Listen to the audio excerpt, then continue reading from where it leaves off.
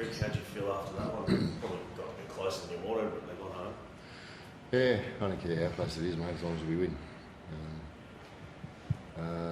It was always about possession, and I think they had 65 tackles in a row in that first 15 or so minutes, and 6 infringements that we gave away, apparently. So it was always going to be hard. We made it hard on our game there, and but we fought our way back into it. We probably lost the last eight or so minutes in the second half, last 8 minutes in the game. But to be winning 32 minutes of it after what we started, the fatigue and the duress we were under after what we started, was a good win. What about the composure of Ethan Sanders, not only the field goal, but the try as well in his 5th game? Yeah, he had more pressure on him tonight than any other player on the field. And we've practiced all off-season. What happened in the first part of that game tonight, we practiced all off-season about those type of scenarios where we just don't get anything. Are you expecting a lot of that? We've seen a lot of that in round 1, like big momentum swings, and some teams just can't arrest it. Like, that's something you've anticipated this year, that it's going to continue? I don't know. Happens to us a lot. Are you worried it will? That's not a question for me. Ricky, how did you get out of that 14-0 hole? And as you said, you barely touched that footy. But how did you sort of, I suppose, the middle sort of take over and get you back in the game? Yeah, in respect to your question, that's what I talk to the boys about. I talk to them about that at half time. I talk to them about that at the end of the game. But as I say, that was a. And I don't mind the interpretations if we're doing the wrong thing at the ruck. I'm fine with being given a 6 again or a penalty or whatnot, as long as it happens for 80 minutes. The effort the composure they showed, probably with what you said, the composure was mature. And looking, going back to what you're talking about with Ethan, I thought his game tonight was very, very mature, well beyond the amount of games he's played. I think that was probably the 5th or 6th game in first grade, was it? So,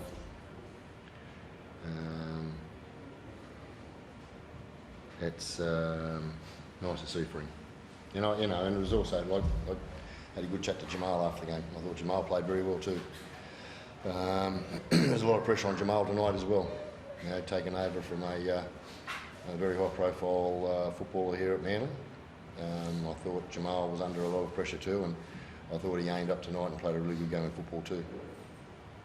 Another young bloke, Noel Martin, got the start, 2 tries, but I think he had about 40 tackles, no misses. What did you see from him tonight? Yeah, I haven't seen his stats. I seen from him why I picked him. He's had no young bloke likes to sit back and have to wait to start their NRL career, but he's been patient like Ethan was last season. Noah's a competitive kid, he just wants to play NRL, but he sat back behind some experienced back rowers last year. An injury to Matty Nicholson with his shoulder opened up a pathway for him, but in saying that, his off-season has just been superior. So he deserved his position, and he repaid the players in regards to his performance tonight. What have you making that seesawing feel like being against the wall for that first 20 minutes? Yeah, like Stick said, what we done in the off-season really helped. I think if we didn't get those reps and what Stick and the conditioning team done, we would have got blown off the park. So credit to them, and some of those young boys really stepped up, like Eve, Kay. I know he played last year, but he's still young in his career. To take that drop goal and look effortless was unreal. So same thing on Noah. I remember talking to Stick first day back pre-season for me. I said, who's standing out? And he said, Noah's training the house down. So for him to get his crack, it's unreal. What about Tommy Starling as well, in that period where you just kind of rolled through the middle? He seemed to be having his will. He was big in that comeback. Tommy's a huge player. I think defensively, people take him for granted. He gets off the line, leads the charge, and the boys love that he's got mungle. So I respect Tommy so much for that. Small guy, but he's got so much heart. So yeah.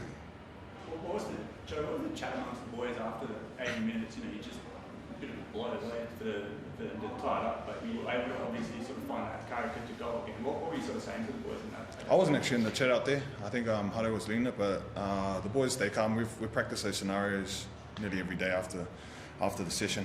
It's not new to us. So for Ethan and the boys to take that and be calm and slot it so effortlessly or look effortlessly, but that's credit to the coaches and the training we're doing. Ricky, how's Josh after the knock? He seems okay at the moment, but I think we've got a 6-day turnaround, so I don't think the protocol allows him to have the the independent doctor have a look at him. I might be wrong there, but I don't think he'll be right. But he seems pretty good. So. No other injuries? Only Matty Nicholson, I think, in cup he might have, I don't know exactly the extent of it, but done something to his shoulder. So. Yeah. Yeah. I don't know, actually, but I don't think it'll be, I'd say it would be. Thanks, guys.